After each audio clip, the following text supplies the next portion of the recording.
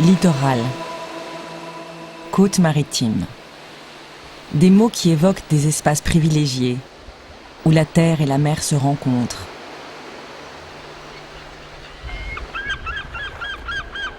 Des lieux qui séduisent par la beauté de leur paysage.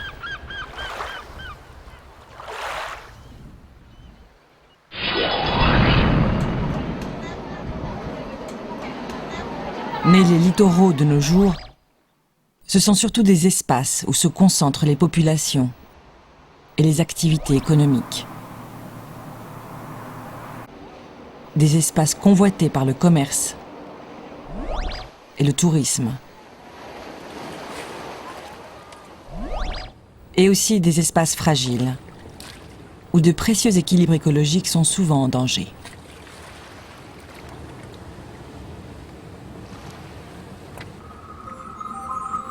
Pendant longtemps, les littoraux ont été des espaces peu peuplés. La mer était surtout vue comme une menace, un élément dangereux. C'est sur les côtes que les tempêtes sont les plus fortes, les plus dévastatrices. Les communautés de pêcheurs installées sur les rivages des mers étaient même considérées comme des gens un peu à part, affrontant des dangers redoutables.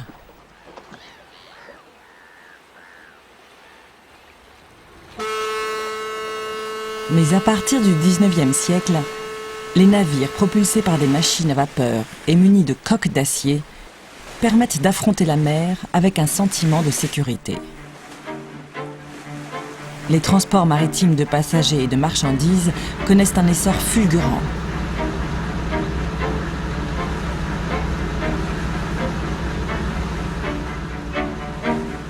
Pour les accueillir, on construit des ports toujours plus grands.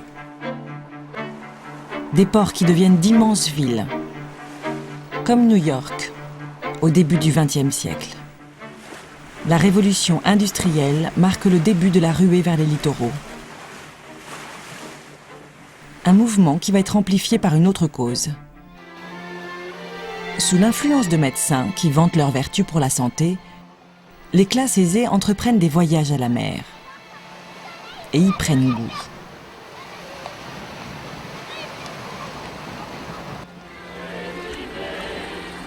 Dans la deuxième partie du XXe siècle, le séjour à la mer devient accessible à la majorité des Occidentaux grâce au développement des moyens de transport et aux congés payés.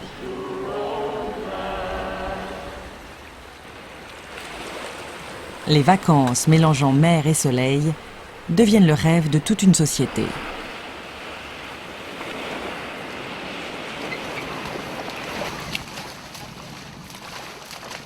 La Méditerranée, idéalement située pour accueillir les vacances des Européens, est la première mer du monde par le nombre de touristes qu'elle accueille. L'aspect de ces littoraux a été bouleversé par le développement du tourisme. L'exemple le plus marquant est l'Espagne. Le pays a décidé à partir des années 1960 d'investir dans le tourisme de masse. Une succession de villes ont été construites pour accueillir les Européens du Nord qui y passent leurs vacances et de plus en plus aussi leur retraite. La tendance n'est plus seulement de venir passer des vacances sur les littoraux, mais aussi de s'y installer.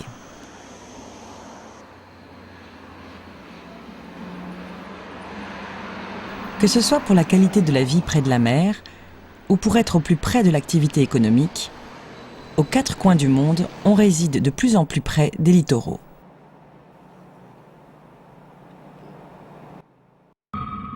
Si bien qu'aujourd'hui, sur les 15 plus grandes villes du monde, 12 sont situées en bordure de mer.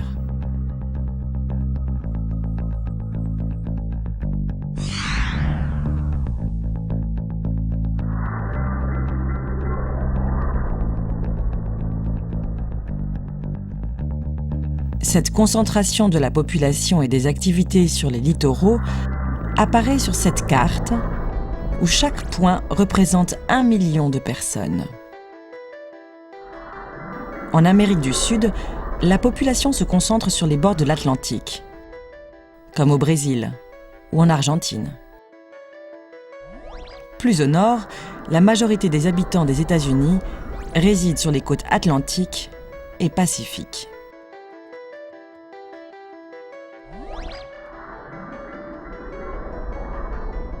De l'autre côté de cet océan, la population chinoise se concentre aussi sur la façade maritime du pays.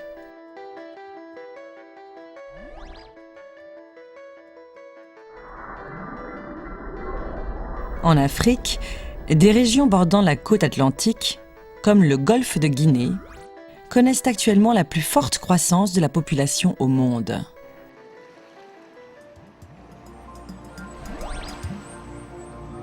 Dans les pays du Sud, le mouvement actuel est celui de l'urbanisation massive, qui voit des métropoles apparaître les unes après les autres. Des villes qui sont le plus souvent situées sur les côtes. C'est donc une véritable explosion de la population des littoraux qui a lieu aujourd'hui, en Asie et en Afrique.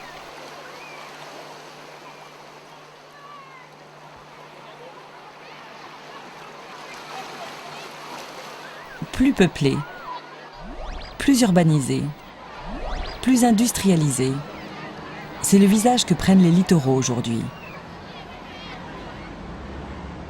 Et cette pression n'est pas sans conséquence sur la mer, qui absorbe déchets et pollutions causés par ces activités.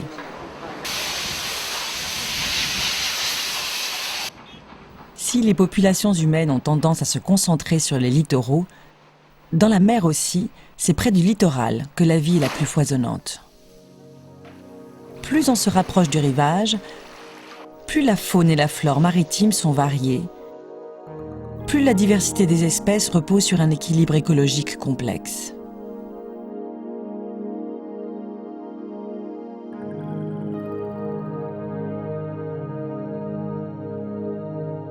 Sur ces plages, des algues à perte de vue. Des algues qui envahissent certaines régions atlantiques depuis plusieurs années.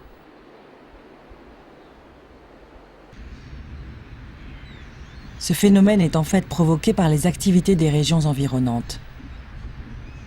Les engrais azotés, utilisés par l'agriculture, ruissellent des terres vers la mer et sont la cause de la croissance incontrôlée de ces algues.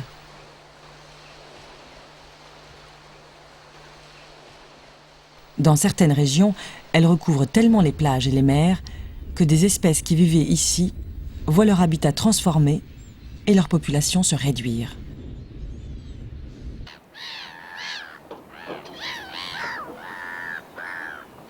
Espace riche mais fragile, les littoraux sont très affectés par les déséquilibres écologiques. Et d'abord par le plus grand de tous, le réchauffement climatique.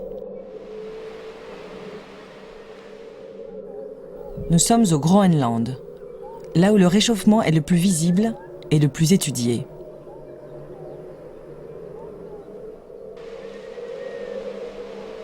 On y voit les glaciers fondre, la banquise se désagréger.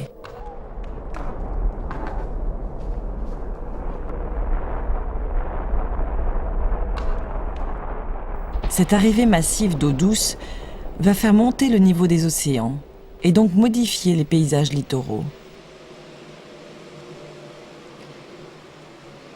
Avant la fin du XXIe siècle, le niveau des mers pourrait s'élever de près de 1 mètre.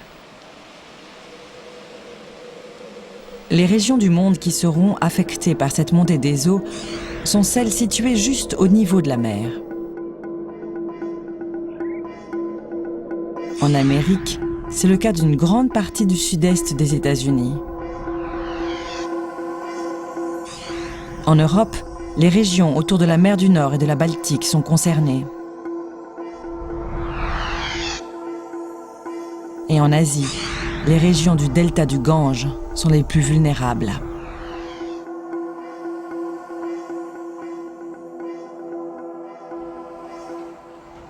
Aujourd'hui, déjà 40% de la population mondiale habite à moins de 100 km de la mer. Et cette proportion va sans doute encore croître.